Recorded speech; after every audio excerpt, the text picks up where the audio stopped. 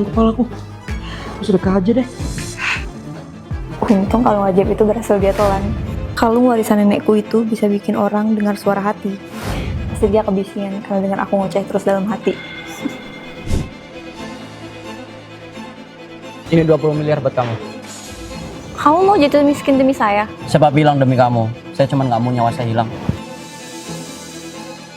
Gak apa-apa kalung ajaib hilang. Yang penting aku kaya.